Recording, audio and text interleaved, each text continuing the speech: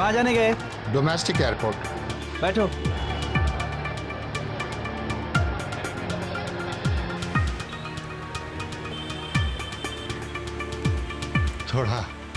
थोड़ा भारी है।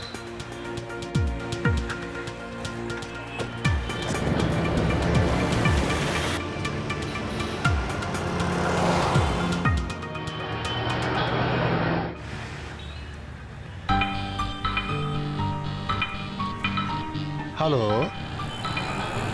हाँ, पैसे मिल गए, पूरे पैसे मिल गए। हाँ, पैसे लेके मैं एयरपोर्ट ही जा रहा हूँ। वहां पे 25 लाख। बस वहां मैं पैसे लेकर पहुंच गया और ऑपरेशन शुरू हो गया। बस बिल्कुल टाइम से।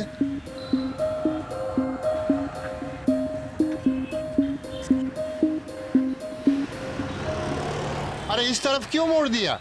वो एयरपोर्ट का शॉर्टकट है ना, आपने बोला था बहुत जल्दी है।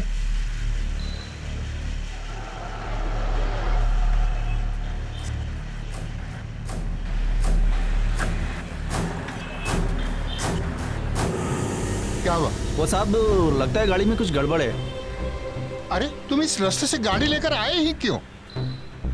यहाँ तो हमारी मदद करने वाला भी कोई नहीं मिलेगा। अब मैं एयरपोर्ट कैसे पहुंचूंगा? देखता हूँ मैं, टेंशन मत लो आप। साहब, बुरा ना मानो तो थोड़ा धक्का लगा दो ना प्लीज। गलत रास्ता लिया ही क्यों? साहब थोड़ा सा please sir, please.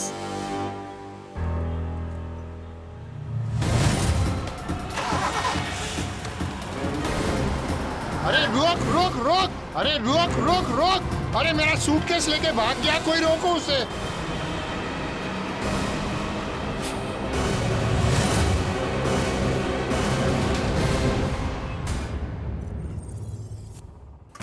Shanta, Shanta, काय झालं? काही आग वाग लगी है क्या? अरे आग नहीं लगी है, लॉटरी लगी है, वो भी अपुन की। ये बैग लेके ना एक मानुस ना टैक्सी में घुसा। हाँ। पूरे 25 लाख रुपए है इसमें, 25 लाख। अरे वो घुसा तो बैग के साथ, लेकिन अपन छोड़ आया बैग के बगैर। अब ये सारा माल अपन का है। नको नको, ऐसे गलत काम नहीं। अरे नको काकू, अरे क्या पूरी जिंदगी हम ऐसे ही जीते रहेंगे? अरे तुला समझत नहीं शांता, अपने सारे सपने सच हो जाएंगे, सारे सपने। अरे पकड़ना।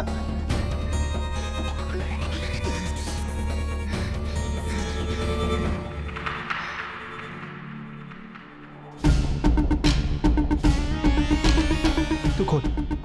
नाही हो ना, मी नाही। अरे तू घरची लक्ष्मी है ना? अगं खोल खोल, अगं खोल ना, खोल खोल खोल।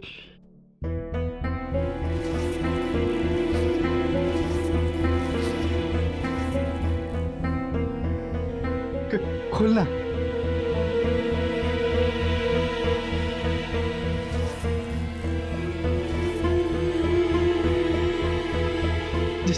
जल्दी कर।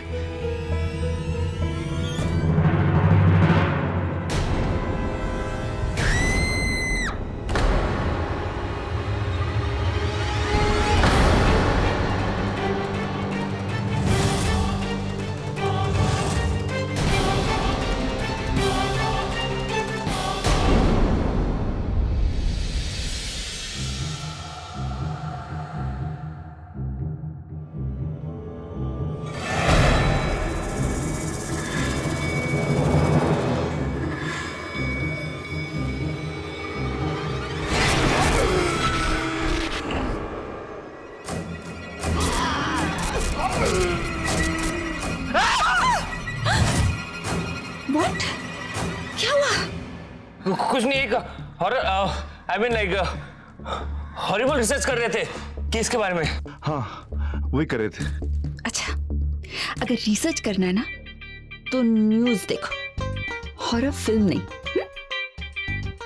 शिवाजी नगर में जिस तरह से लुटेरे घुसे हैं, उसकी वजह से पूरी सोसाइटी में दहशत का माहौल है। और आम आदमी की जुबान पर एक ही सवाल है कि आखिर हमारे शहर की सिक्योरिटी फोर्सेस कर क्या रही है? लोगों के मन में बढ़ता डर और कानून पर से उठता विश्वास हमें एक ही बात सोचने पर मजबूर करता है, इस शहर में आम आदमी कितना सुरक्षित है।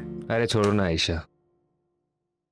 पता है, कभी कभी ये लगता है कि लोगों की सुरक्षा और फुटबॉल में गोलकीपिंग एक ही बात है। कोई ये नहीं देखेगा कि कितना गोल बचाया है, लेकिन ये जरूर देखेगा कि कितना गोल खाया है।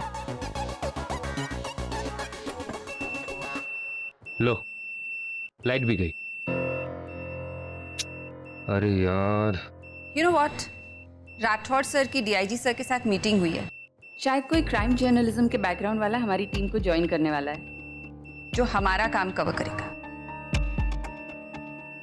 एटलीस्ट लोगों को पता तो चलेगा कि हम लोग कितनी डिफिकल्ट सिचुएशन में कितने अच्छे से काम करते हैं। अरे छोड़ो ना यार आयशा, हमें कौन कवर करेगा?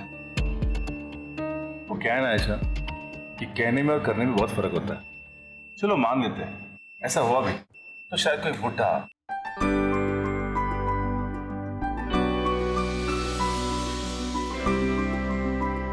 अधमरा लड़खड़ाता हुआ रिपोर्टर जिसकी आंखों पे मोटा चश्मा हो और कान में सुनने के लिए मशीन।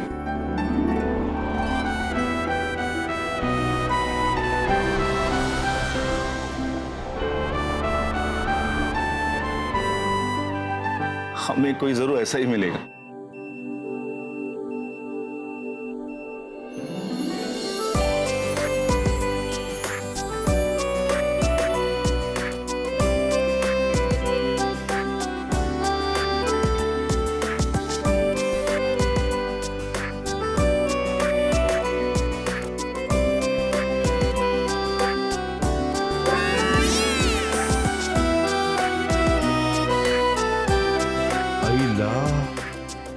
क्या?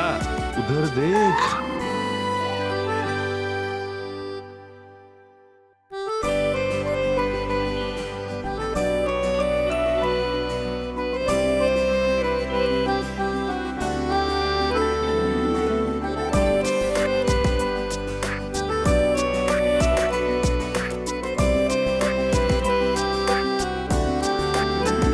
हाय, मैं हूँ साक्षी आनंद।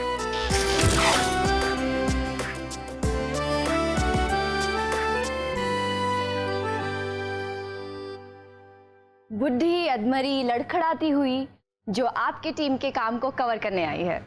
मैं इस टीम से मिलने के लिए इतनी एक्साइटेड थी कि सीधे एयरपोर्ट से यहाँ चली आई। Welcome to the team. I am Ayesha Kapoor. Hi Ayesha. And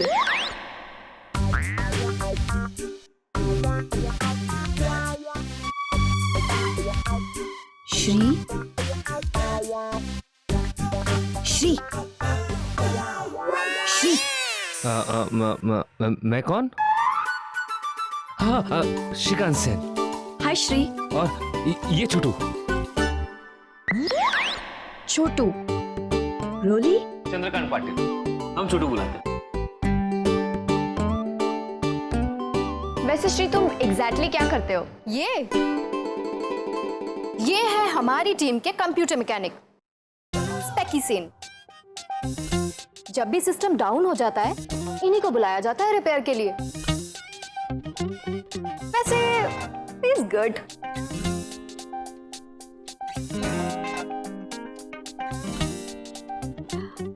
by the way, I am Lisa D'Cruz. Hi Lisa. आप लोगों से मिलकर बहुत खुशी हुई। बाकी टीम मेंबर से मिलने का इंतजार है। बाकी बचे राठौड़ सर और अर्जुन सर। अर्जुन, एसीपी अर्जुन रावते। बहुत सुना है मैंने उनके बारे में। उनका केबिन कहाँ है?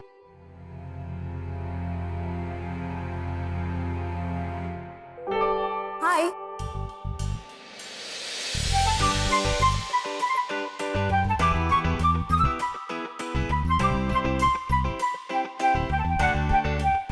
हाय।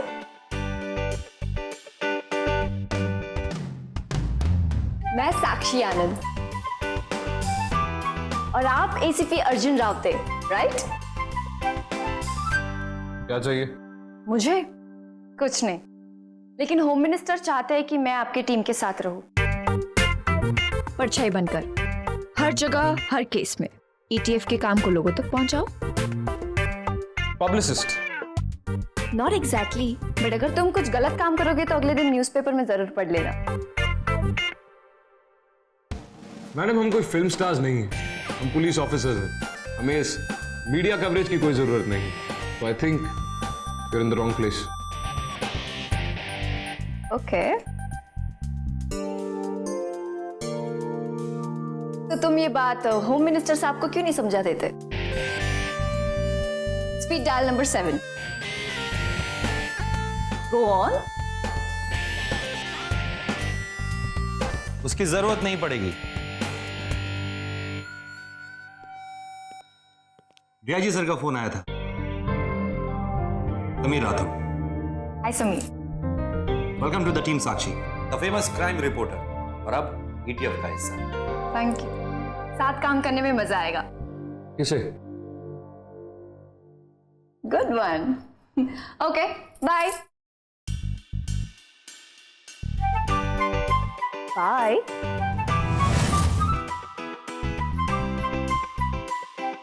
बाय।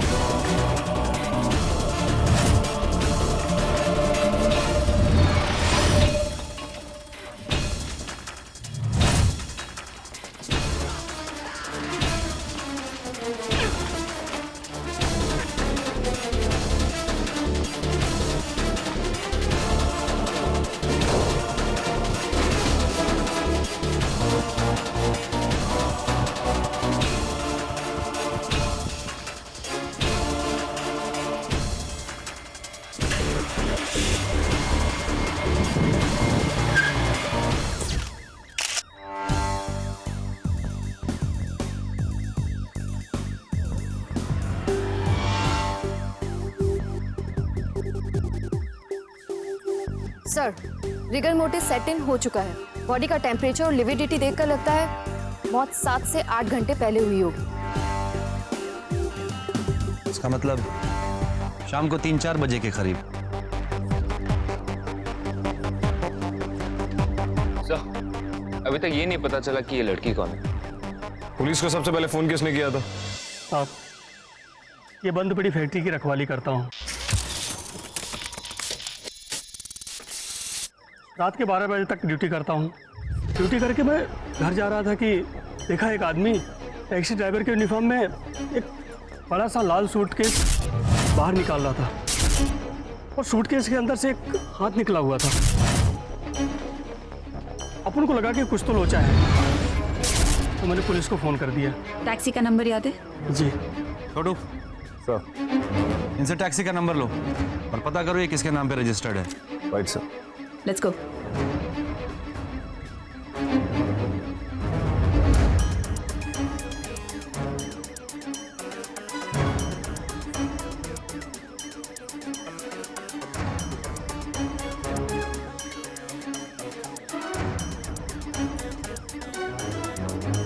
काफी महंगा लगता है, एक टैक्सी वाला तो इसे अफोर्ड नहीं कर सकता।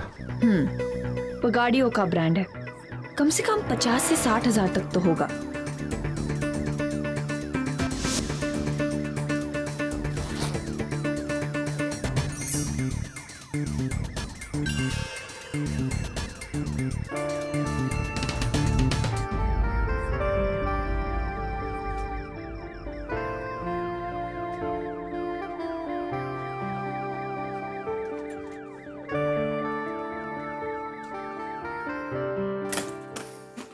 सूटकेस तो फेंक दिया, पर पुलिस को कभी भी पता चल जाएगा।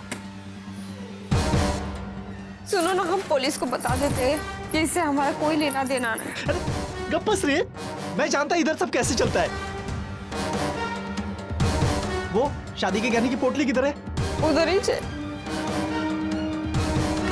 पंडित क्या बोलती, सुनो ना। देख तू चिंता मत कर, सब ठीक हो जाएगा। अरे अभी गांव चलते हैं ना, 1 महीने के बाद आएंगे इधर, सारा मामला ठंडा पड़ जाएगा। ठीक है चल आजा।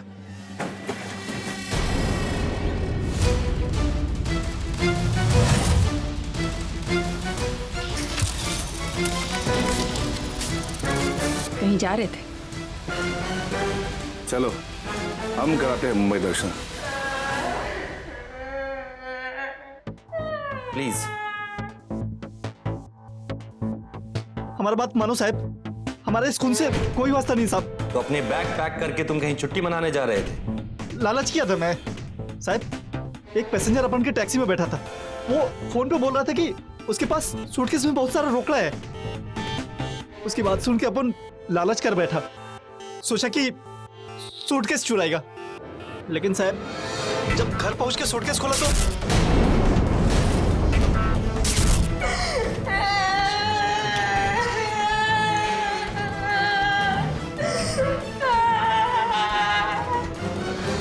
चलिए आप मेरे साथ चलिए। चलिए चलिए। साहब अंडे काय नहीं केलं साहब।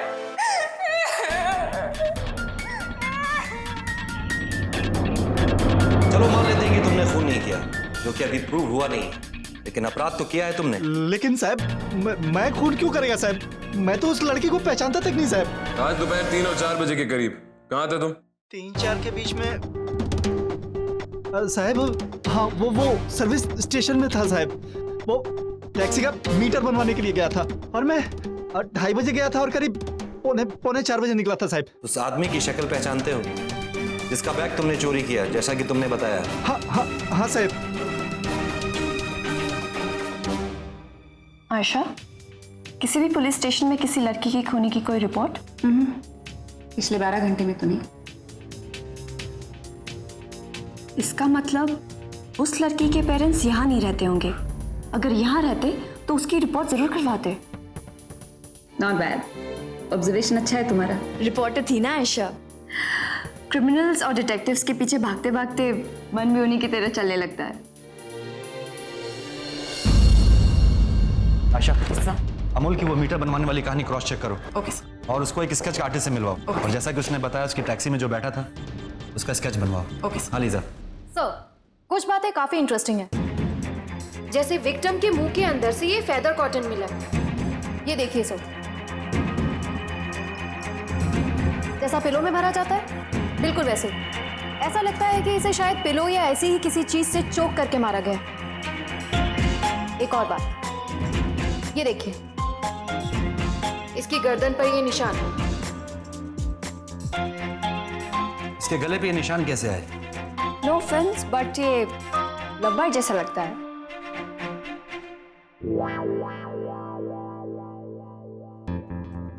जैसा तुम सोच रही हो ऐसा नहीं है।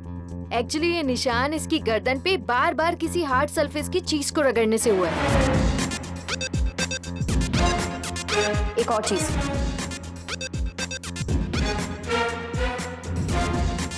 ये देख रहे हैं? ये क्या है? ये है घोड़े का बाल। तो इसका मतलब विक्टिम हॉर्स राइडिंग का शौक रखती थी? नहीं, इसका मतलब ये लड़की वायलिन बजाती थी। ये वायलिन देख रहे हैं सर आप? इसकी पोजीशन देखिए। जिस जिस जगह पर ये नेक पर और शोल्डर पे टच हो रहा है, ठीक उसी जगह इस लड़की के ये निशान है। और ऐसा तभी हो सकता है जब आप बार बार बहुत देर तक प्रैक्टिस करते हैं। और वो घोड़े का बाल? इसकी बो पर ये स्ट्रिंग देख रहे हैं आप? ये घोड़े के बाल से बनता है। इस लड़की का फोटो और डिस्क्रिप्शन लोकल पुलिस स्टेशन में बंटवा दो। और जितनी भी ऐसी जगह हैं जहाँ पे वायलिनिस्ट काम करते हैं, जैसे स्कूल्स, बैंड्स और रिकॉर्डिंग स्टूडियोज, वहाँ पता करो। कोई ना कोई इस लड़की को जरूर जानता होगा। Sir,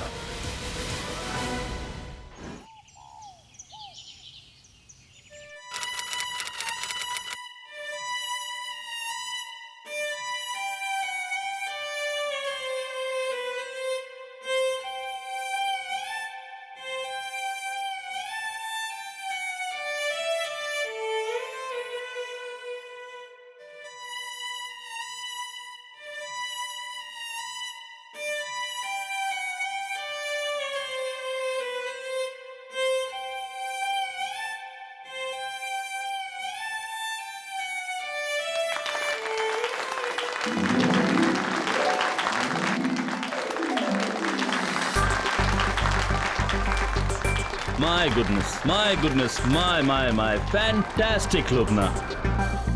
Lubna, I must say तुम्हारी ये अब तक की सबसे अच्छी परफॉर्मेंस थी। All the best and keep it up. Thank you so much sir. Sir, आपसे कुछ लोग मिलने आए। कौन? ETF।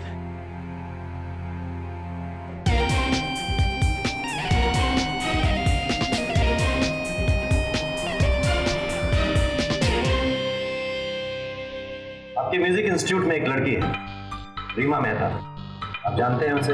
या of course. She is a very bright girl. In fact उसके बैच की वो सबसे ब्राइट स्टूडेंट है। आई डोंट नो, आज क्लास उसने अटेंड नहीं की, पता नहीं क्यों। कल उसका मर्डर हो गया।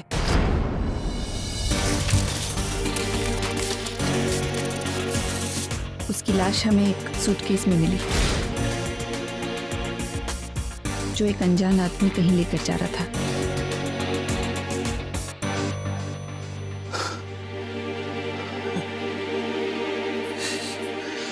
Oh my God. इसे पहचानते हैं? जी नहीं, मैं नहीं जानता। उसके क्लास के कुछ दोस्त या फिर कुछ खास लोग? उसके 2 दोस्त हैं जिनके वो बहुत करीब है। एक लुबना है और एक हिकमत।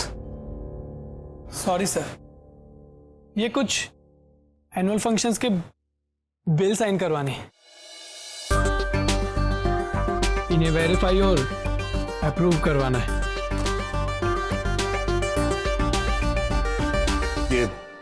यही है वो अमित।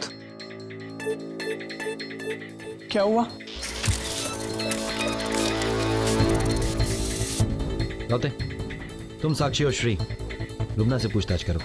मैं आशा और छोटू अमित से बात करते हैं। इसकी क्या जरूरत है? मैं अकेला ही बात करके बता देता हूँ। साक्षी का वहां होना जरूरी है। Thank you sir.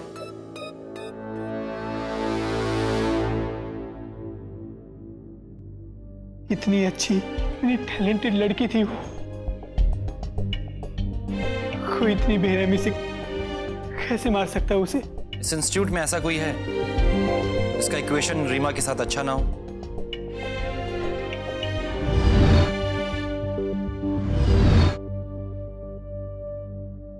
वायलिन के बारे में काफी पैशनेट हो, लगती तो हो, और प्रिटी भी।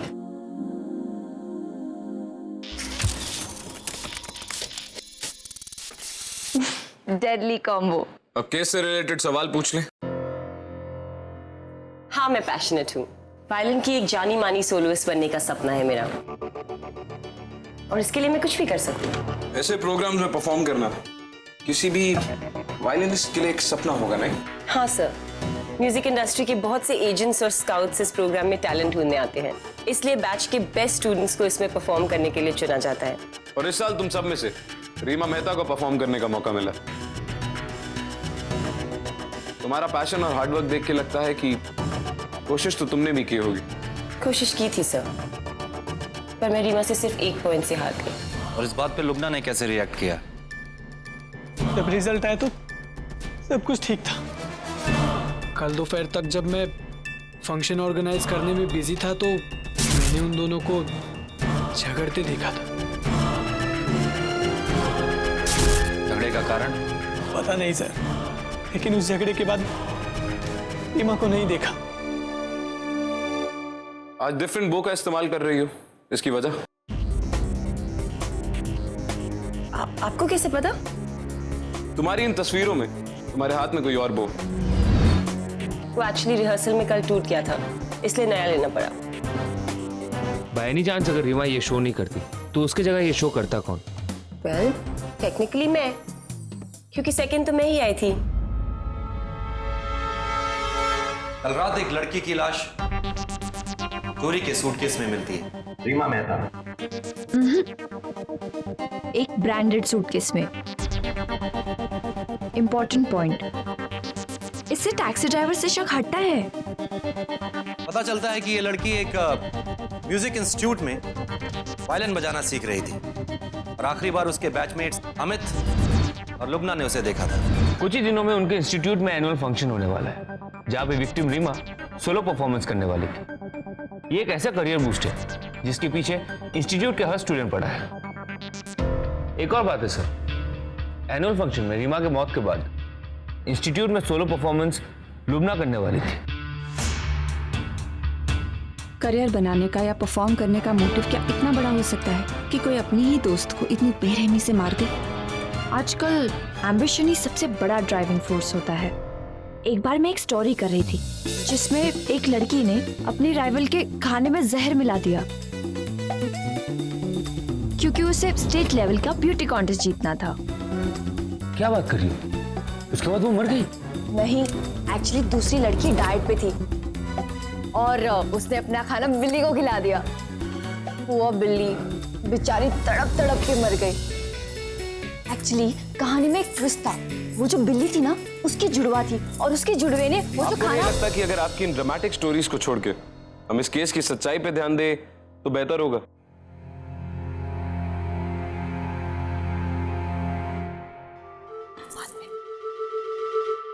अगर हम रीमा की दोस्त लुबना को सस्पेक्ट मान भी लें तो भी टैक्सी ड्राइवर के हिसाब से जो शख्स सूटकेस लेकर टैक्सी में चढ़ा था वो एक मिडिल एजेड आदमी था। इस केस की इन्वेस्टिगेशन आगे बढ़ाने के लिए हमें रीमा के दोनों दोस्त अमित और लुबना से पूछताछ करनी होगी। कल दोपहर में तुम्हारा रीमा से झगड़ा किस बात पे हुआ था? एक्चुअली जब मैं एनुअल फंक्शन के परफॉर्मेंस के लिए रीमा से हार गई तो मैं काफ़ी डिप्रेस थी क्योंकि इस परफॉर्मेंस पे मेरे फ्यूचर के बहुत से होप्स टिके हुए थे। फिर जब मैं प्रैक्टिस सेशन से निकली तो मैंने देखा कि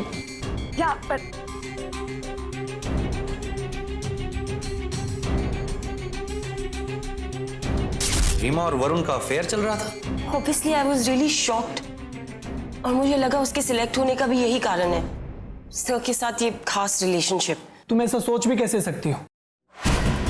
तुम जानती हो कि वो कितनी टैलेंटेड थी। आई नो, पर उस वक्त मेरा दिमाग ठीक से काम नहीं कर रहा था और मैंने रीमा से भी बहुत कुछ कह दिया गुस्से में। मैंने उसे अक्यूज किया कि उसने सर के साथ प्यार का नाटक किया ताकि वो सिलेक्ट हो जाए और फिर वो बहुत अपसेट होकर वहां से चली गई। उसके बाद मैंने उसे नहीं देखा।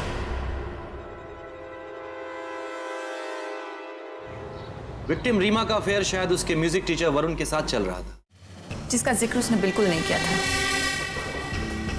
बात जो भी हो, उस सूटकेस वाले आदमी का पहचान अभी भी एक राज है।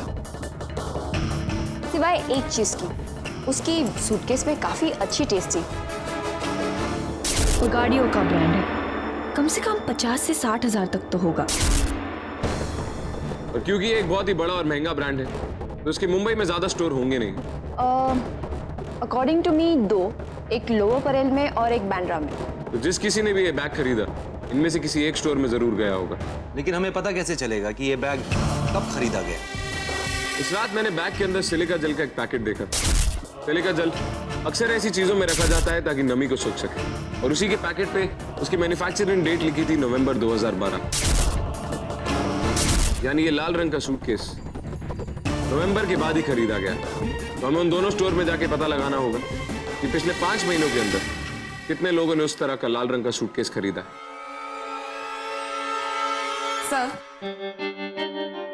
सर पिछले 4 महीनों में इन दोनों दुकानों से कुछ 15 ऐसे सूटकेसेस खरीदे गए हैं, लेकिन इन 15 कस्टमर्स में से सबसे इंटरेस्टिंग नाम है ये आरती कुमार। 13 जनवरी 2013 को उन्होंने ये बैग खरीदा और ये रिमार्क्स भी लिखे। सर आरती कुमार रीमा के टीचर वरुण की वाइफ। लेकिन सर आरती कुमार ने सूटकेस की पेमेंट नहीं की बल्कि प्रकाश पालकर ने खरीदी अपने क्रेडिट कार्ड से। ये देखिए उसकी डिटेल्स।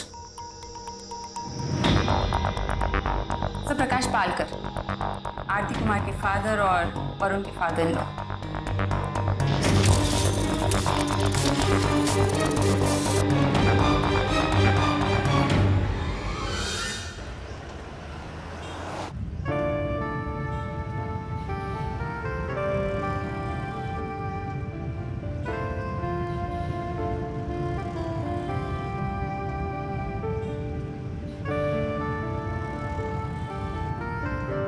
क्या? केस के बारे में सोच रही थी। डिजाइनर सूटकेस में लड़की की लाश मिलती है। म्यूजिक इंस्टीट्यूट में उस लड़की का किसी दूसरी लड़की के साथ सॉलिड राइवलरी। म्यूजिक टीचर के साथ उसका सीक्रेट अफेयर भी चल रहा है और आखिर में उसका खून हो जाता है। शायद मुझे लगता है कि ये खून म्यूजिक टीचर के फादर इन लॉ ने किया होगा। पूरा स्टोरी फिक्शनल क्राइम ड्रामा का है, तभी तो कहते हैं सच कहानियों से अनबिलीवेबल होता है ना? और कुछ? हाँ, अब आप कभी हंसते नहीं हो क्या? जब से देखा है तब से सीरियस एक्सप्रेशंस लेकर बैठे हो। मैं कब से आई हूँ, तुमने मुझसे ढंग से बात तक नहीं की है। नॉर्मली तो मुझे तुम खड़ूस लगे, लेकिन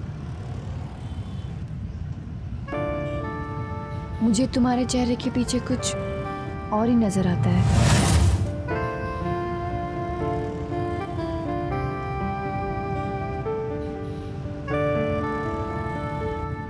क्या?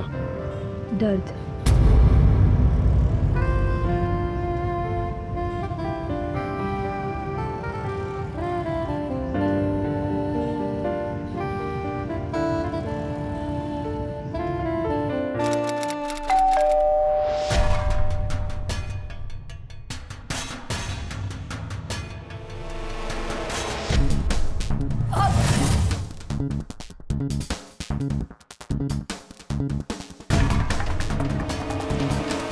Mister Palkar,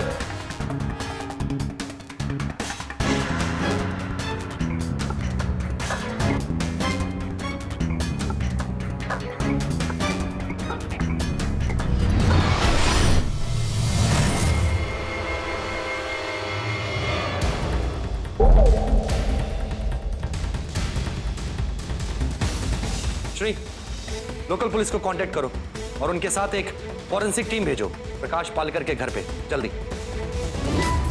suicide note? ये जो इंस्टीट्यूट है ये मेरा सपना है। ये अगर सच हुआ है तो सिर्फ और सिर्फ मेरे ससुर के पैसों की वजह से। उस दिन जब आपने मुझे उनकी तस्वीर दिखाई तो मैं समझ गया था कि कुछ ना कुछ गड़बड़ जरूर है।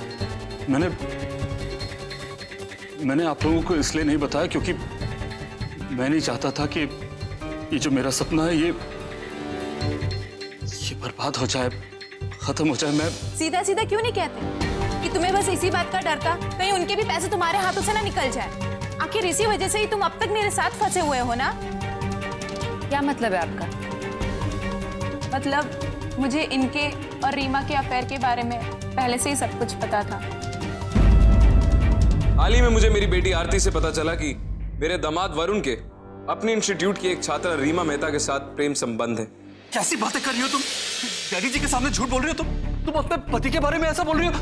बस वरुण बस, याद रखो तुम इस पागलपन में इसी तरह उलझे रहे तो मैं तुम्हारा स्कूल बंद करवा दूं और तुम्हें अपनी जायदाद से भी बेदखल कर दूंगा। आखिर मैंने उसे धमकी दे दी क्योंकि मैं अपनी बेटी के लिए, उसकी खुशी के लिए कुछ भी कर सकता था। पर मेरी बेटी को फिर भी ये डर था कि रीमा उसका पीछा नहीं छोड़ेगी। तब मैंने रीमा को घर बुलाकर उससे बात करने की सोची। मैं उन्हें नहीं छोड़ सकती। ये संस्कार दिया है तुम्हारे माँ बाप ने, अच्छे संस्कार है ये सिखाया है। याद रख, मैं तुझे छोड़ूंगा नहीं, जान से मार डालूंगा, बर्बाद कर दूंगा मैं, पागल लड़की। मुझे लगा कि ये मेरी बेटी की शादीशुदा जिंदगी बर्बाद करने के अल्फाज नहीं आएगी। बढ़ते बढ़ते बात इतनी बढ़ गई कि मेरे पास और कोई चारा नहीं बचा और आखिर में मुझे रीमा को मारना ही पड़ा।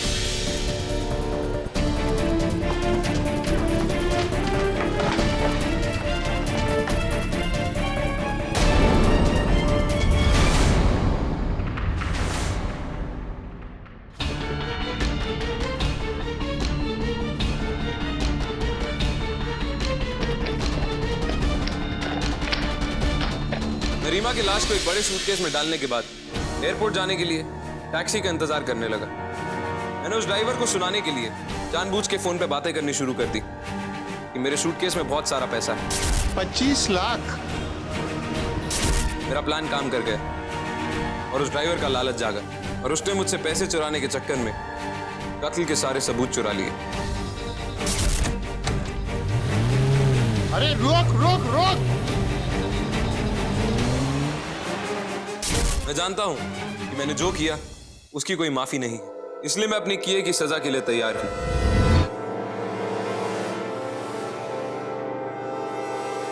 ये सुसाइड नोट नहीं हो सकता। और अगर ये सुसाइड होता तो यहाँ कोई तार या सुतली जैसी चीज जरूर होती जिससे अपना गला घोटे। अनलेस रीमा के असली कातिल ने उन्हें ये सुसाइड नोट लिखने पे मजबूर किया हो। लेकिन प्रकाश ही वो आदमी है जिसने रीमा की लाश को ठिकाने लगाने की कोशिश की, और इस बात का गवाह भी हमारे पास, वो टैक्सी ड्राइवर जिसने प्रकाश का स्केच बनवाया। घर में जबरदस्ती घुसने के कोई भी साइन नहीं। इसका मतलब कातिल प्रकाश को जानता था। लेकिन कौन है वो? ये बिल्स देखो राठौड़, इसमें वरुण के दस्तखत है। याद है कल ये बिल्स किसके हाथ में थे? एनुअल फंक्शन के कुछ बिल साइन करवाने। अमित, और उसी ये बिल साइन करवाने के लिए इस इंस्टीट्यूट के फाउंडर यानी प्रकाश के पास आना था। हो सकता है वो कत्ल से पहले यहाँ आया हो।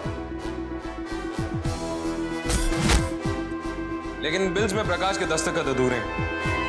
कोई बीच में क्यों रुकेगा? अनलेस इसे बीच में रोका गया।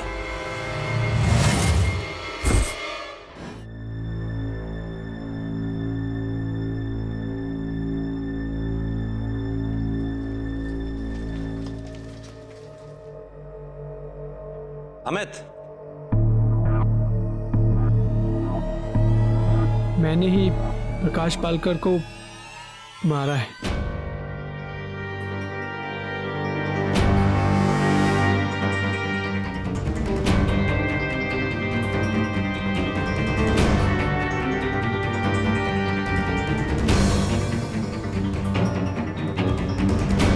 रीमा हर तरह से खास थी, हर तरह से खूबसूरत और बहुत ही टैलेंटेड।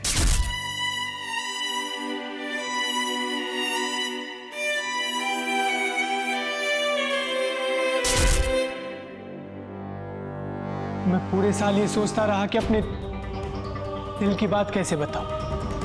फाइनली मैंने डिसाइड किया कि एनुअल फंक्शन खत्म होने के बाद बताऊं। लेकिन जब उसकी मौत की खबर मिली तो मेरी दुनिया ही हिल गई। और जब आप लोगों ने किसी अनजान व्यक्ति के बारे में बताया तो मेरा सीधा शक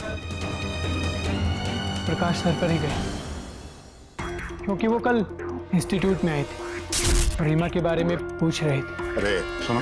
यस सर। रीमा कहाँ है? रीमा ने तो कहा था कि वो आपसे मिलने जा रही है। Okay, thanks. Thank you sir. जब आपने वो स्केच दिखाया, जो आदमी सूटकेस लेके निकला था, मेरा शक कंफर्म हो गया। इस पूरे इंस्टीट्यूट में सिर्फ तुम ही थे जो प्रकाश को अच्छी तरह जानते थे, क्योंकि कई बार बिल्स वेरीफाई कराने के लिए तुम्हें उनके पास जाना पड़ा था। हाँ, बिल्स वेरीफाई करवाने के बहाने में उनके घर पे गया। पहले उनसे ये कबूल करवाया कि ये काम नहीं किया, रीमा का खून आपने किया है नहीं, और सब कुछ पेपर पर लिखवाया। पेपर पर लिखा।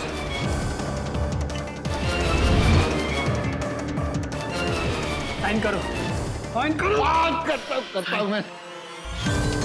और उसके बाद मैनू ने मार डाला।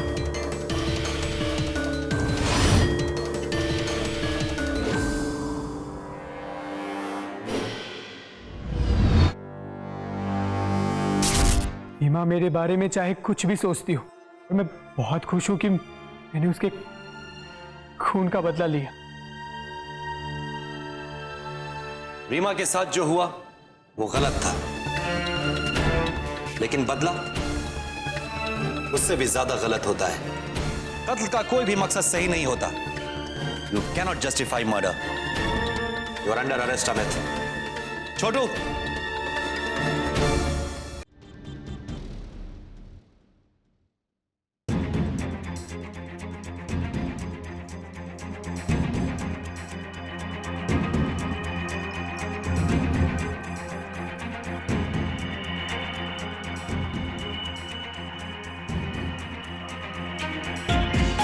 काम लग रहा था ना, ये लगता ही नहीं किसी का खून कर चुका है।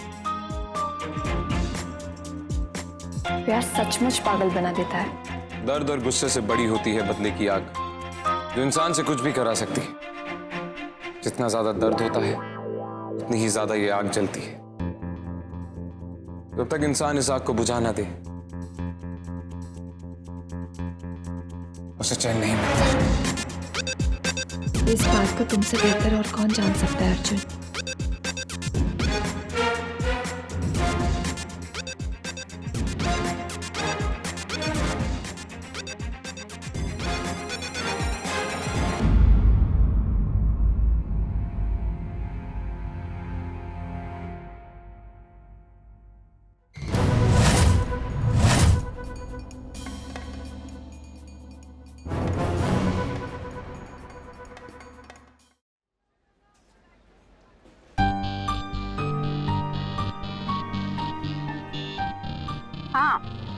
हाँ यार मुझे पता है, पर फिर भी उसने ऐसे कहा कैसे? नहीं यार। हाय।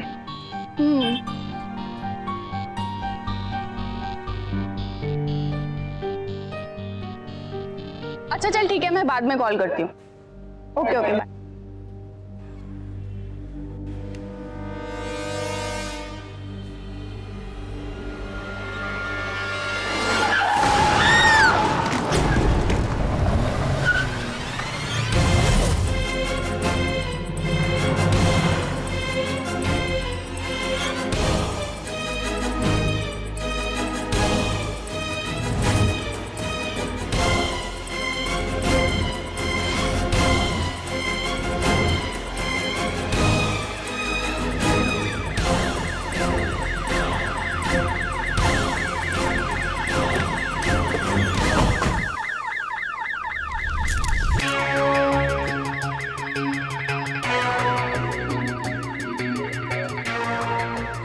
बॉडी आइडेंटिफाई हुई? जी हाँ सर, ये पहचानते हैं। इनका नाम अंजना मल्होत्रा है सर।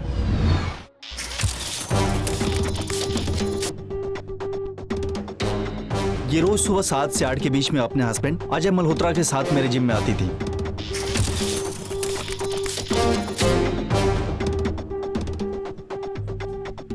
आज ही अकेली आई हैं।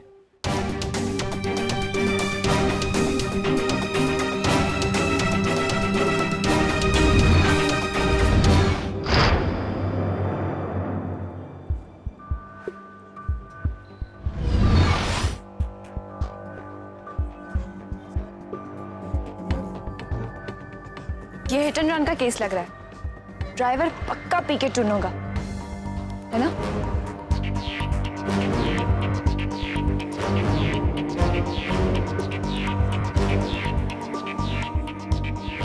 Excuse me, she is my wife. ये है अजय मल्होत्रा सर। आने दो।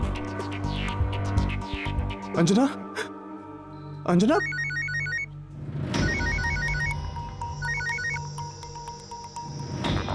अंजना,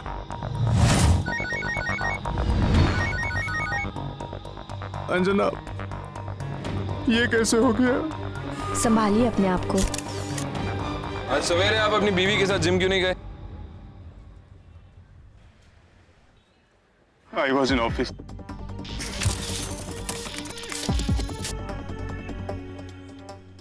कुछ अर्जेंट काम आ गया था।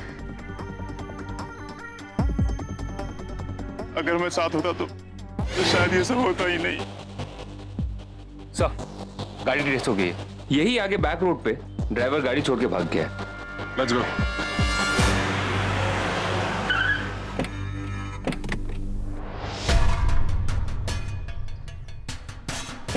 आसपास के लोगों से पूछताछ कर लिया सर। यहाँ गाड़ी को पार करते हुए किसी ने नहीं देखा। बैक रोड है इसलिए सुनसान रहती है।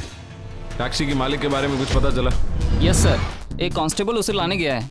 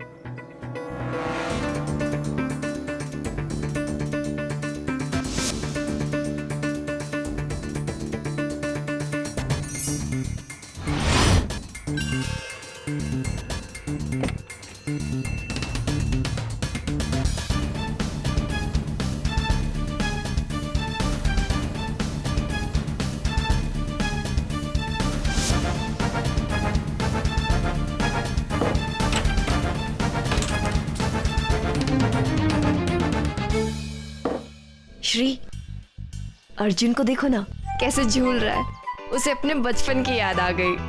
साक्षी, मजाक का भी टाइम होता है ना? सीरियसली? कितने बजे? पिटवाएगी क्या?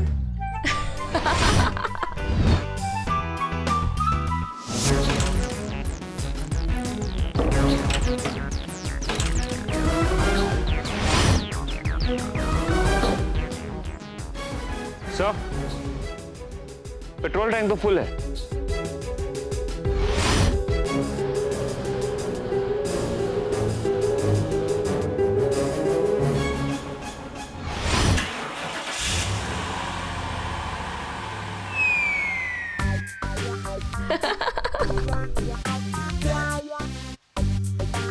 वाओ, क्या डेडिकेशन है। गुड जॉब छोटू।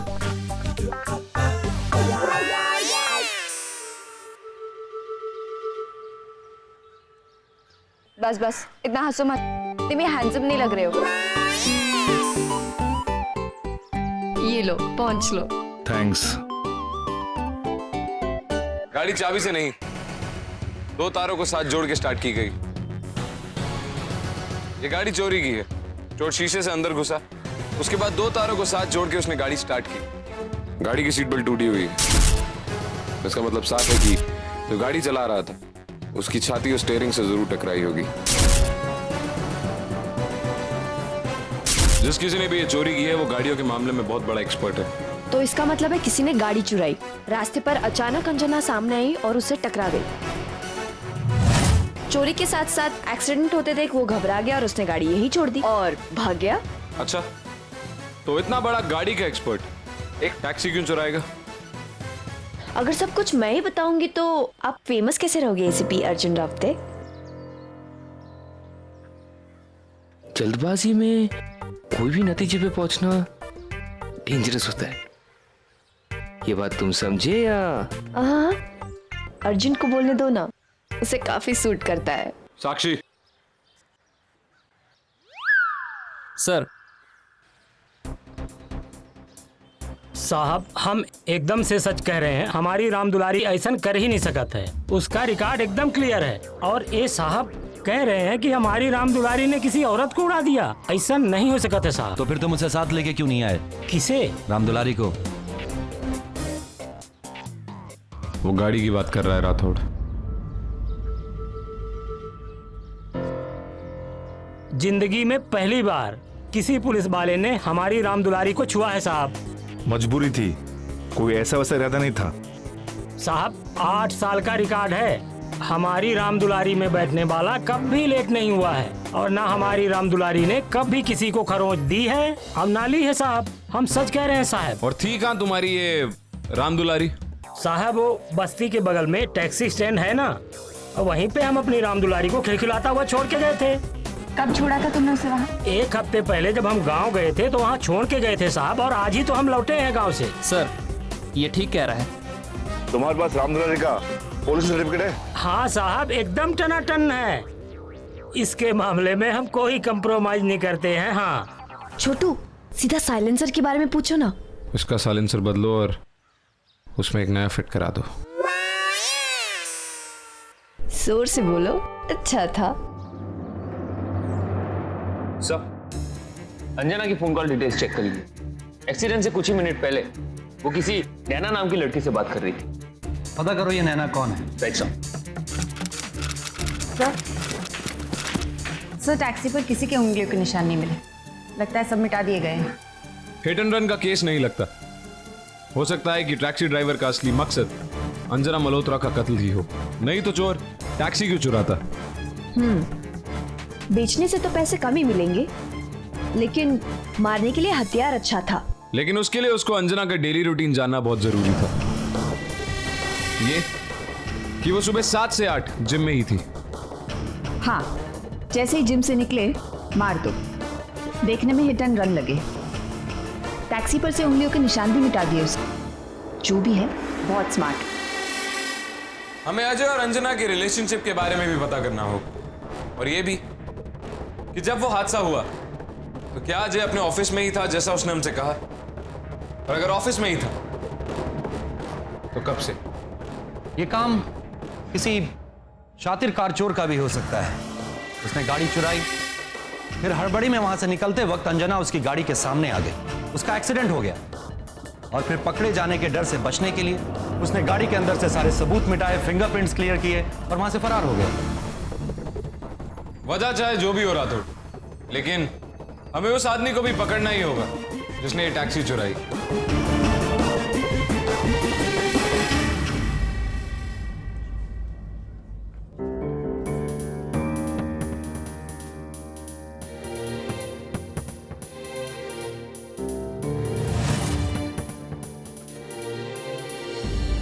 चुप हो जाओ बच्चों, सब कुछ ठीक हो जाएगा।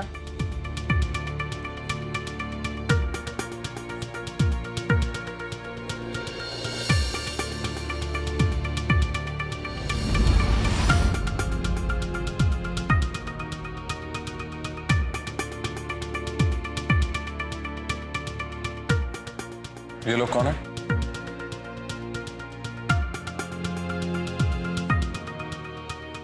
सर ये कांता बाई है, हमारे घर में काम करती है, और उसका बेटा रोशन।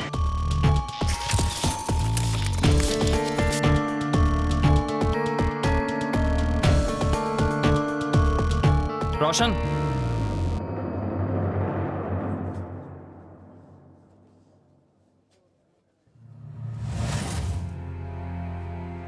ये स्मेल तो बाम की है। और वो कौन है?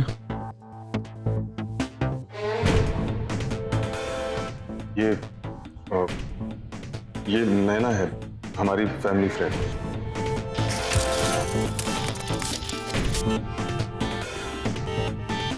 अंजना और नैना बहुत क्लोज थे।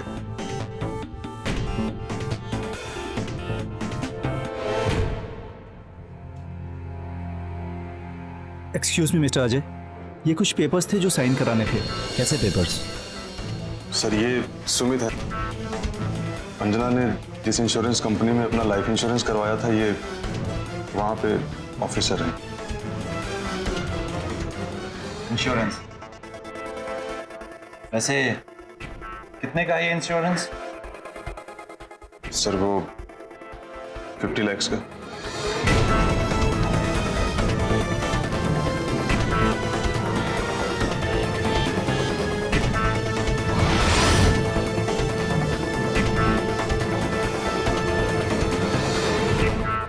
सर कुछ पता चला उस आदमी का जो मेरी अंजना को मार के भाग गया? हमें लगता है ये हिट एंड रन का केस नहीं है। किसी ने जानबूझ के अंजना को मारा और उसके बाद इसे हिट एंड रन की शक्ल दे दी। पर डोंट वरी, तहकीकात जारी है, बहुत जल्द पता चल जाएगा। सर ये पक्का उस मनीष कदम का काम है सर। सर उसी ने करवाया है। मेरे ड्राइवर श्यामलाल की गाड़ी से 2 साल पहले सर गलती से उसका बेटा मारा गया था।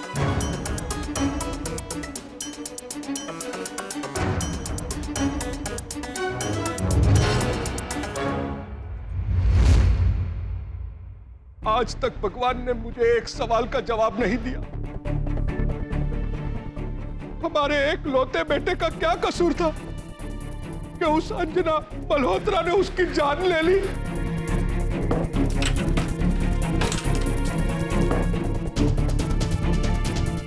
लेकिन वो तो सिर्फ एक एक्सीडेंट था, और वैसे भी गाड़ी तो मिस्टर मल्होत्रा का ड्राइवर चला रहा था। तो फिर अंजना पे इल्जाम क्यों लगा रहे हो? उन लोगों ने ड्राइवर को बचाने की कोशिश की थी।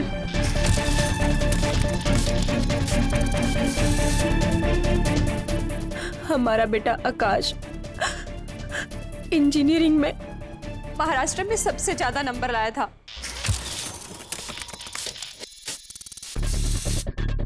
बहुत होनहार था वो, पढ़ाई में तो तेज था ही, वो अच्छा खिलाड़ी भी था।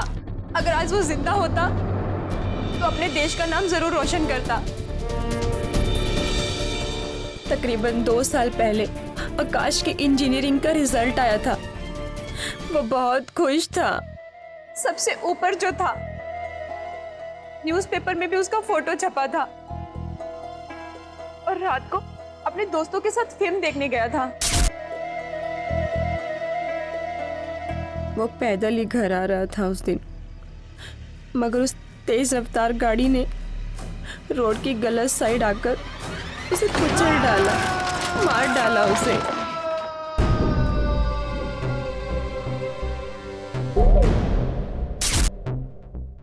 आकाश की मौत के साथ साथ हमारे भी सारे सपनों का अंत हो गया।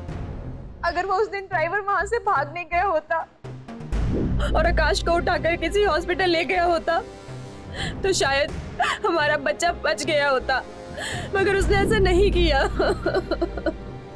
और हमारा बच्चा खून से लथपथ 1 घंटे तक वहीं पर तड़पता रहा। उसने हॉस्पिटल पहुंचते ही दम तोड़ दिया। उसके बाद वो अंजना मल्होत्रा, उसके पति ने हमें खरीदने की कोशिश की जैसे कि हम कोई बिकाऊ सामान है।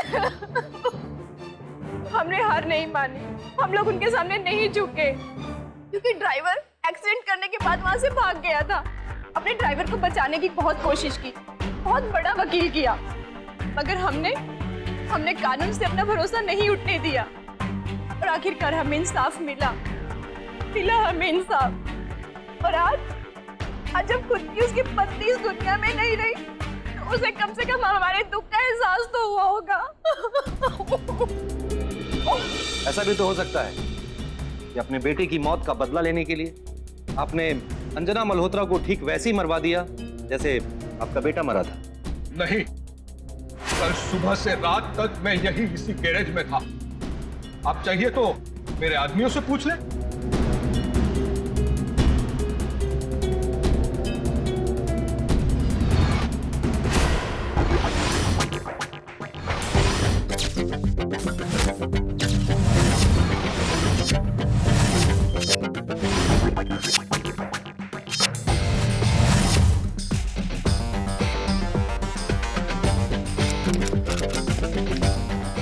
सर, अजय का फोन रिकॉर्ड चेक कर ली।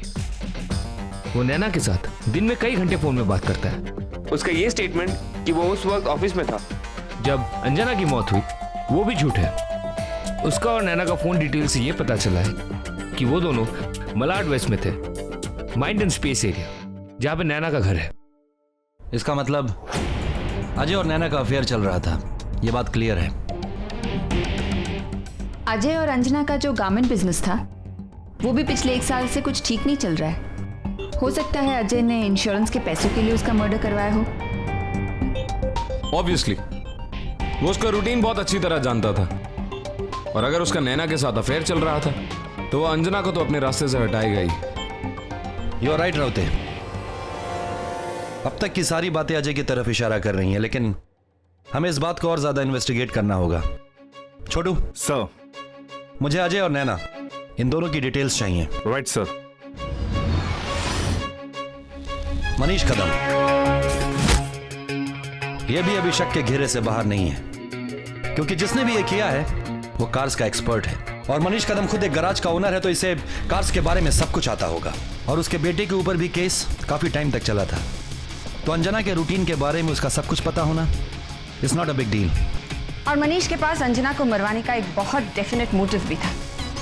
शायद वो उसे बिल्कुल उसी तरह से मरवाना चाहता था जैसे उसका बेटा मरा, hit and run. Poetic justice. Manish Kadam के अगेंस्ट हमें जितने भी रीजन या कारण मिले हैं वो सब इत्तेफाक यानी कोइंसिडेंसेस, और फिर मनीष की आलिबाई भी है हमारे पास। कल सुबह से रात तक मैं यही इसी गैरेज में था।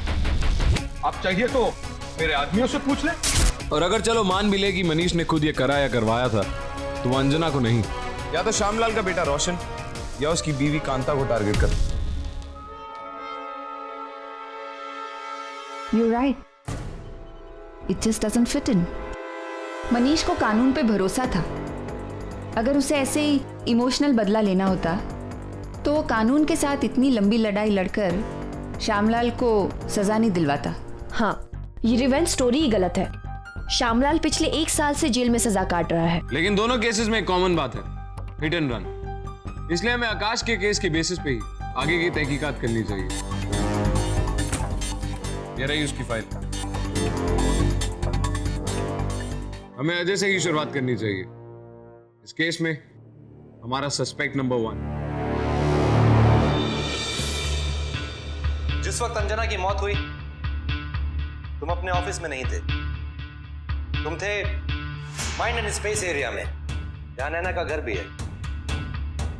हम तो झूठ बोलने की कोई खास वजह मिस्टर अजय मल्होत्रा? जिम के ट्रेनर ने तुम्हें फोन किया कि अंजना का एक्सीडेंट हो गया है, तुम वहीं थे। और मरने से ठीक पहले अंजना ने नैना से भी बात की थी, एंड गेस व्हाट, वो भी वहीं थी। और ये दोनों कॉल्स 10 मिनट के अंदर किए गए थे। ये है उनकी डिटेल्स। काफी समय से तुम्हारा बिजनेस भी सही नहीं चल रहा था, लेकिन फिर भी आज से तकरीबन 8 महीने पहले तुमने एक बहुत बड़ी इंश्योरेंस पॉलिसी निकाली अपनी बीवी के नाम पर। नॉट सो सरप्राइजिंगली, तुम्हारी बीवी की मौत के बाद तुमने उसे इमीडिएटली क्लेम भी कर लिया। अंजना को मारने का प्लान तुम दोनों ने बनाया था या तुम अकेले इतने कमीने हो?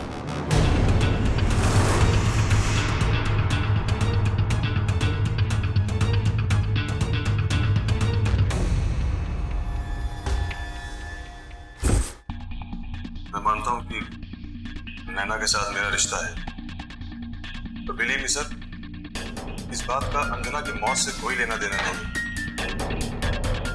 आप चाहें तो इन्वेस्टिगेट कर सकते हैं सर। मैंने पहले भी कहा था और मैं फिर से कह रहा हूं, मुझे उस मनीष कदम पर पूरा शक है। आप लोग उससे क्यों नहीं पूछते? हमें किससे क्या पूछना है ये हम अच्छी तरह जानते हैं मिस्टर मल्होत्रा। तुम सिर्फ इतना बताओ, तुमने एक शहर का जाना माना वकील हायर किया अपने ड्राइवर को बचाने के लिए। यही नहीं, तुमने पैसों का लालच भी दिया मनीष कदम को। कोई खास वजह? इंसानियत के नाते सर, मैंने एक गरीब आदमी की मदद करनी चाहिए, बस, और कुछ नहीं। और सर, श्यामलाल की मनीष के बेटे से कोई दुश्मनी नहीं थी। उसने जानबूझकर कुछ भी नहीं किया। उसकी बीवी हमारे यहाँ सालों से काम करती है, एक परिवार जैसा रिश्ता है हमारा। तो यही वजह है कि मैंने इस शहर का सबसे बड़ा वकील किया ताकि श्यामलाल को कम सजा मिले। इनफैक्ट सर, उसे गिरफ्तारी दिलवाने के लिए पुलिस स्टेशन में उसे खुद साथ ले गया था। एक्सीडेंट के दिन एग्जैक्टली क्या हुआ था? फ्राइडे 24 दिसंबर 2010, उसी रात को यह घटना घटी थी सर। थर्सडे को रात 9 बजे मैं और अंजना अपने ड्राइवर श्यामलाल को लेकर अपने दोस्त की एक पार्टी में गए थे। सर, पार्टी देर रात तक चलने वाली थी। रात को करीब 12 बजे श्यामलाल भागते हुए मेरे पास आया। उसने कहा कि उसकी बीवी के पेट में अचानक दर्द उठा है, उसे घर जाना पड़ेगा गाड़ी लेकर। सर, मैंने उसे फौरन जाने के लिए कह दिया। फिर रास्ते में बैंड्रा के किसी मोड़ पर लेफ्ट साइड से उसे किसी गाड़ी ने ओवरटेक किया। उसका बैलेंस बिगड़ गया और गाड़ी रॉन्ग साइड चली गई। सामने से आकाश आ रहा था, गाड़ी उससे टकराई और श्यामलाल घबराकर गाड़ी वहीं छोड़कर भाग गया। फिर पुलिस ने गाड़ी जब्त कर ली। सर, करीब 1:30 बजे मुझे फोन आया और मैं श्यामलाल को साथ ले गया और उसे पुलिस स्टेशन में गिरफ्तारी दिलवाई। आपको याद है कि आप कल पूरा दिन क्या कर रहे थे? Of course. और उससे एक दिन पहले?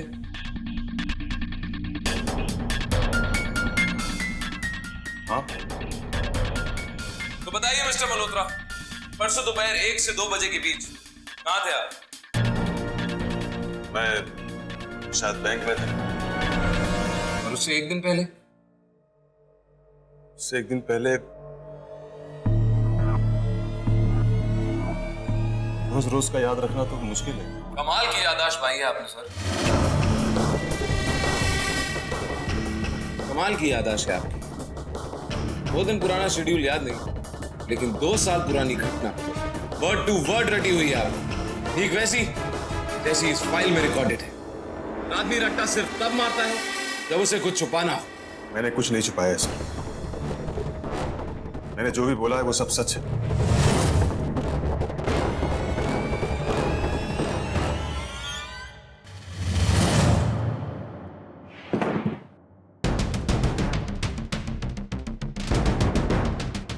हाँ साहब, मैंने जो भी अपने बयान में लिखा था वही सब सच है। हम तुमसे दोबारा सुनना चाहते हैं।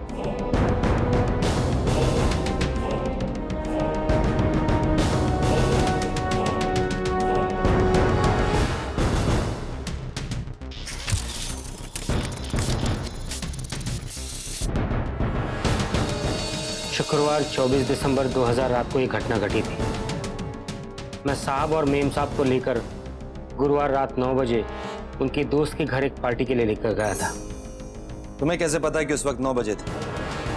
वो मैंने अपनी घड़ी देखी थी। अच्छा, कहानी पूरी रटी हुई है? नहीं, सचमुच मैंने अपनी घड़ी देखी थी उस दिन। तो तुम कुछ भी करने से पहले अपनी घड़ी देखते थे? नहीं साहब, पर उस दिन देखी थी साहब। फिर क्या हुआ? पार्टी देर रात तक चलने वाली थी। 12 बजे के आसपास मुझे अपनी बीवी का फोन आया था। 12 बजे के आसपास? तुमने उस वक्त घड़ी क्यों नहीं देखी? तुम्हें एग्जैक्ट टाइम याद रहता? वो मेरी बीवी काफी घबराई हुई थी, उसके पेट में दर्द था। मैं साहब के पास गया और जल्दी उनको बताकर गाड़ी लेकर वहां से चला गया। मैंने ही उनको फोन करके घर बुलाई थी साहब। अचानक से मेरे पेट में दर्द होने लगा साहब। ये सब कुछ मेरे वजह से हुआ है साहब। ना मैंने उनको फोन करके बुलाया होता और हड़बड़ी में उनसे ये सब कुछ होता। जब मैं घर जा रहा था तो बांद्रा के एक मोड़ पर दूसरी गाड़ी ने मुझे लेफ्ट साइड से ओवरटेक किया। इससे मेरा बैलेंस बिगड़ा और मैं रॉन्ग साइड पर चला गया। सामने से आकाश आ रहा था, मेरी गाड़ी उससे टकराई। मैं घबरा कर वहां से भाग खड़ा हुआ। बाद में पुलिस ने आकर वो गाड़ी जब्त कर ली और मेरे साहब को इन्फॉर्म कर दिया। उस वक्त कितने बजे थे? रात के 1:30 बजे थे। तुम्हें कैसे पता? पुलिस ने फोन तुम्हारे साहब को किया था? वो बाद में साहब ने बताया। फिर मैं साहब के साथ पुलिस स्टेशन गया और अपनी गिरफ्तारी दे दी। उस रात तुमने शराब पी रखी थी? नहीं साहब, शराब तो आज तक उन्होंने छुई भी नहीं है। वो पुलिस ने मेरा मेडिकल कराया और मुझे जेल हो गई।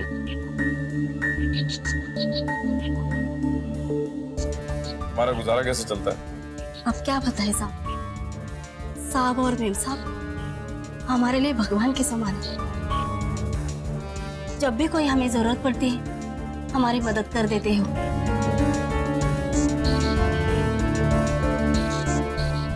5 साल से उनके घर में काम कर रही हूँ मैं। तुम्हारा बेटा है? हाँ। क्या करता है? इंजीनियरिंग पढ़ रहे हैं साहब। मेरे पति जब से जेल गए मेरे बेटे का भी वही सहारा बने हैं। लेकिन साहब अब ये सारी पूछताछ किस लिए? वक्त आने पे पता चल जाएगा तुम्हें।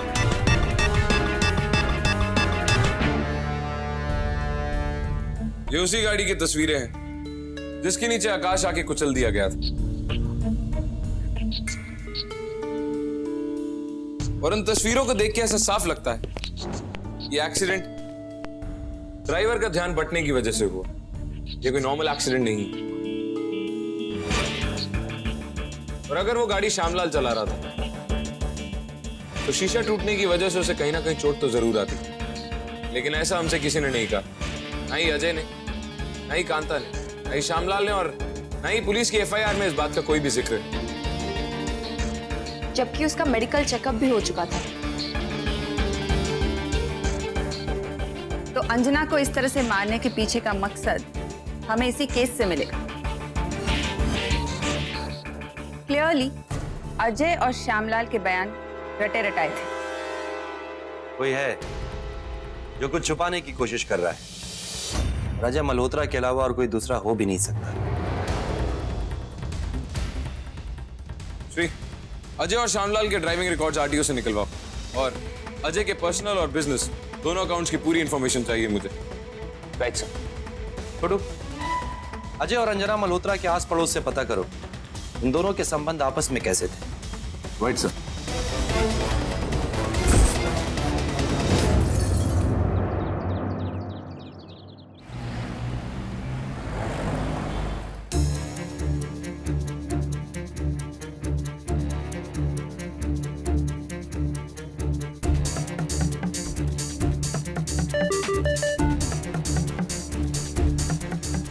Hello, thank you. अजय और अंजना मल्होत्रा के बैंक अकाउंट से एक इंटरेस्टिंग बात पता चली।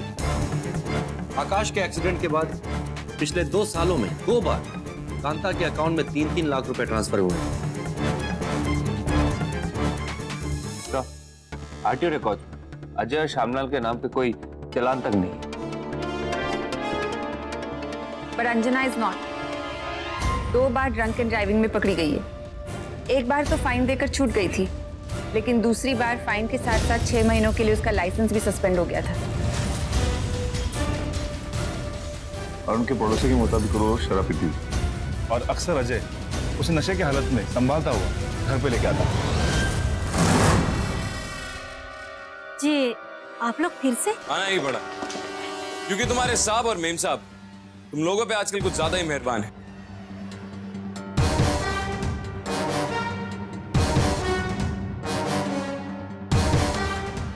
आपका मतलब? पिछले 2 सालों में तुम्हारे साहब ने 2 बार 3-3 लाख रुपए जमा कराए हैं तुम्हारे अकाउंट में, वो भी तब जब उनका खुद का बिजनेस लॉस में चल रहा है। तुम्हारे पति को बचाने के लिए उन्होंने एक बड़ा और महंगा वकील किया, और तुम्हारे बेटे रोशन की इंजीनियरिंग के पैसे वो भी वही दे रहे। आखिर क्यों? मैंने कहा ना साहब, वो हमारे लिए देवी देवता है। आकाश को जिस गाड़ी ने कुचला उसे और कोई नहीं, तुम्हारी देवी अंजना ही चला रही थी।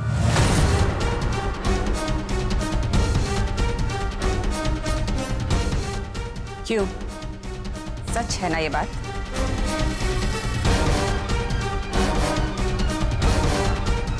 बोलो।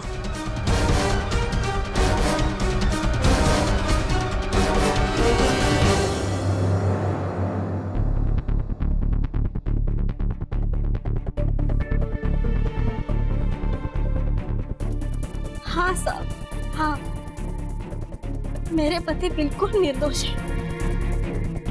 उस एक्सीडेंट में मेरे पति नहीं बल्कि मेम साहब गाड़ी चला रही थी। लेकिन साहब अब गड़े हुए मुद्दे क्यों उखाड़ रही? उस बात का इस बात से क्या लेना देना है साहब? लेना देना है, क्योंकि ये दोनों कहानियां आपस में जुड़ी हुई हैं। तुम्हारे निर्दोष पति को पैसे देके खरीदा गया है ताकि वो ये गुनाह अपने सर ले ले और अपराधी बच जाए। ये बात किसी को इतनी बुरी लगी कि उसने असली गुनहगार यानी अंजना को सजा देने की ठान ली। कौन? ऐसा कौन है साहब जो मेरे पति के लिए मेम साहब को मार सकता है? वो जिसे इस हादसे में सबसे ज्यादा बुरा लगा जब तुम्हारे साहब ने हमारी बेबसी और गरीबी का सौदा किया। तुम तो जानते हो उसे रोशन।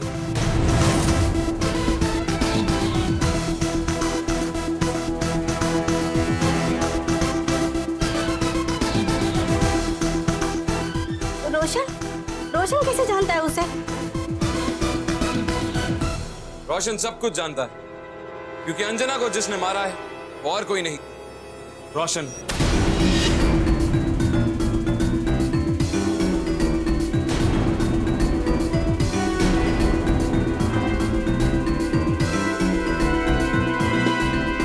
क्या मतलब है साहब आपका? मेरे बच्चे को फंसाने के लिए आप कुछ भी बोल सकते हो, कुछ भी इल्जाम लगा सकते हो उसके ऊपर। हम लोग गरीब जरूर है साहब, इसका मतलब ये नहीं कि आप कुछ भी कह सकते हैं। मैं कुछ भी नहीं कह रहा, लेकिन जो कुछ भी कह रहा हूं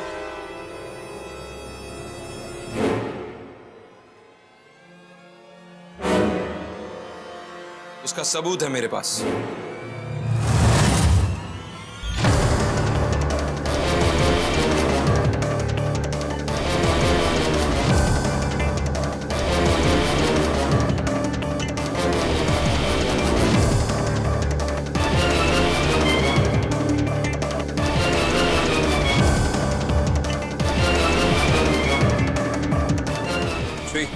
उस दिन गाड़ी की ड्राइविंग सीट पे बैठ के मैं यही देख रहा था कि ड्राइवर की लंबाई एवरेज हाइट से कुछ कम ही रही होगी। रोशन के पिता ड्राइवर है, इसलिए शीशा खोल के गाड़ी के अंदर जाकर 2 तारों से गाड़ी स्टार्ट करना इसके लिए कोई मुश्किल काम नहीं था। पहली बार जब तुम्हें अजय के घर देखा तो उस वक्त भी मुझे तुम्हारे शरीर से वाम की बू आई। ये स्मेल तो बम की है। उसी वक्त मुझे पता चल गया था कि तुम्हें चोट तो लगी। उसके बाद जब शक की सुई आजे से हटी तो मुझे तुम्हारी वो बाम की बू याद आई और मैं समझ गया ये काम किसी और का है। तुम अंजना के रूटीन से अच्छी तरह वाकिफ थी और जिस सुबह एक्सीडेंट हुआ तुम अपने कोचिंग सेंटर से भी गायब थे। मैंने खुद पर्सनली वहां से फोन करके पता किया। रोशन, तूने भी सबको मारा। बोल क्यों किया ऐसा? क्यों किया रोशन? क्यों किया ऐसा?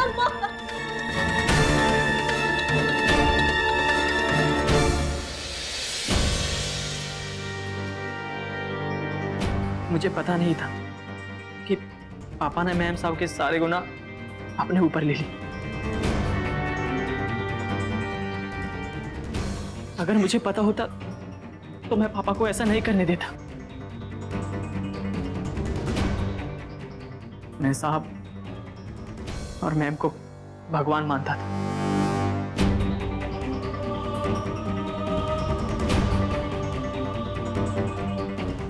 माँ छुप छुप कर रोया करती थी।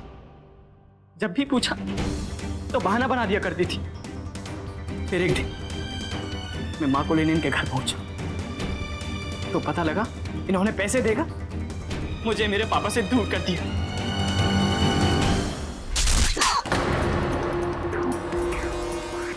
काम वाली हो कांता, अपनी औकात में रहो। तुम्हारी इतनी हिम्मत कि मेरी पर्सनल लाइफ में दखल दो। तुम्हें क्या पता मैं क्यों पीती हूँ और तुम्हारे पैसों का नहीं पीती। लेकिन आपकी इसी शराब की वजह से आपके गुनाहों की सजा मेरे पति भुगत रहे हैं जेल में साहब। और उसकी मोटी रकम दे रहे हैं हम तुम्हें। कोई एहसान नहीं कर रहा वो हम पर। हर साल 3 लाख रुपए। अगर मुझसे वो छोटी सी गलती नहीं हुई होती ना तो तुम्हें निकाल बाहर करती। समझे तुम? लेकिन आप लोगों ने मेरे पति को ये कहकर इल्जाम अपने सर पर लेने को राजी करवाया था कि उनको कोई सजा नहीं होगी। लेकिन मेरे पति की शराबत का आपने फायदा उठाया है अहमद साहब। तो क्या करेगी तू? जाके बता दे पुलिस को सच्चाई। तुझे क्या लगता है वो तेरे पति को जाने देंगे? ये लगता है तुझे? इन लोगों का असली चेहरा तो जब सामने आया इन्होंने मेरे पापा को तो जेल भिजवा दिया और ऊपर से माँ का अपमान। फिर मैंने सोचा कि इन दोनों को एक साथ मोड़ा दूंगा।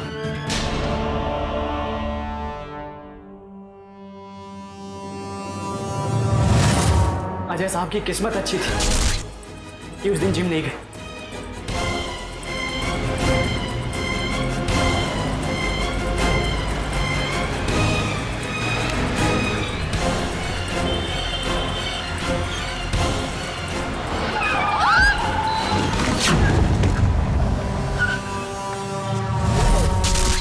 मेरे पापा के जेल जाने के बाद मेरे सारे दोस्त मुझसे दूर हो गए। मैं चाहता था कि इनके बच्चों को भी तो पता चले पापा के दूर जाने के बाद क्या होता है।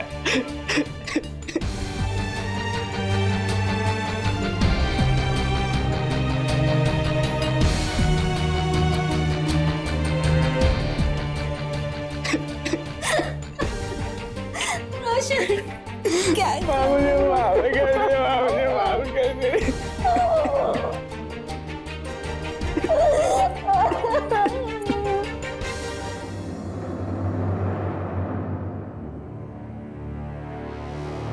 काश के केस का सबूत हमें उस केस की तस्वीरों में मिला।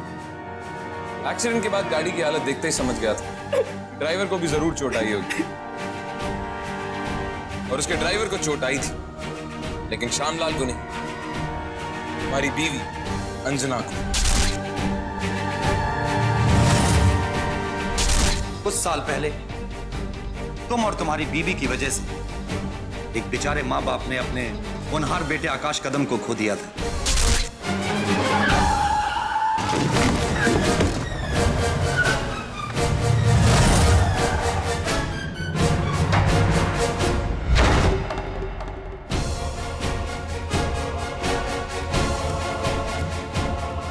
और आज फिर एक बेटा उस गुनाह की सजा भुगतेगा। इसने गुनाह किया है, इसलिए हम इसे सजा से नहीं बचा सकते।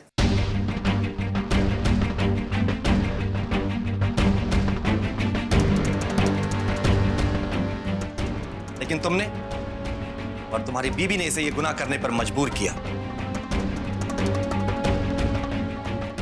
मैं इस केस को लोगों तक पहुंचाऊंगी, जिससे रोशन की स्टोरी जानकर इन जैसे अमीर लोगों को सबक मिले और अपना क्राइम छुपाने के लिए गरीब लोगों को खरीदने की कोशिश ना करे। साक्षी, पुलिस ने भी आकाश के केस में बहुत लापरवाही बरती थी।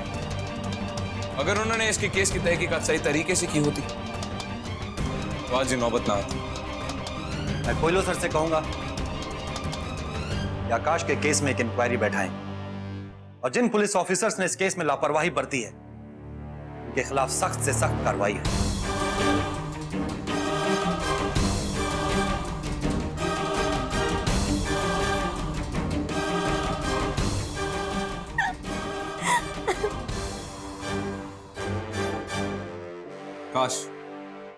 काश आपने अपने पति को उस वक्त रोका होता तो आज रोशन को ये दिन ना देखना पड़ता।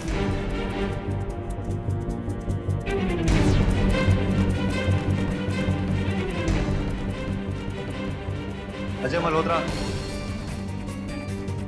तुमने आकाश के केस में एक गुनहगार का साथ दिया और एक बेगुनाह को झूठी गवाही देकर मुजरिम बनने पर मजबूर किया। कानून की नजर में यह भी एक जुर्म है। तुम्हें गिरफ्तार कर रहे हैं Ajay Malhotra. You are under arrest. Inspector, ले जाओ इसे।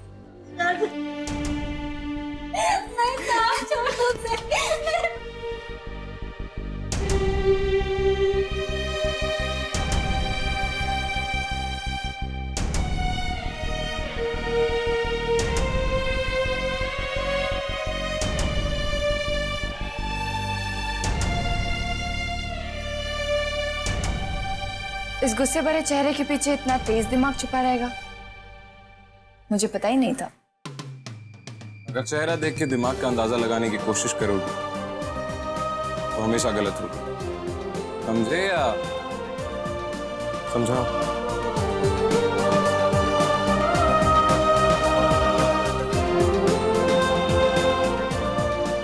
चेहरा मुरझा क्यों गया साक्षी? सिर्फ दिमाग ही नहीं, जुबान भी तेज चलता है साहब का।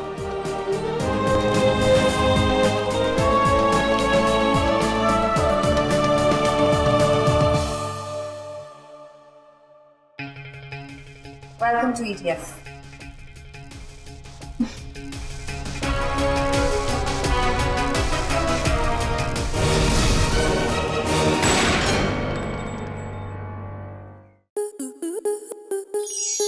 आपके मनोरंजन पर अब नहीं लगेगा कोई ब्रेक। स्टार प्लस के बेहतरीन शोज देखने के लिए लाइक, शेयर और सब्सक्राइब करें स्टार प्लस यूट्यूब पेज को।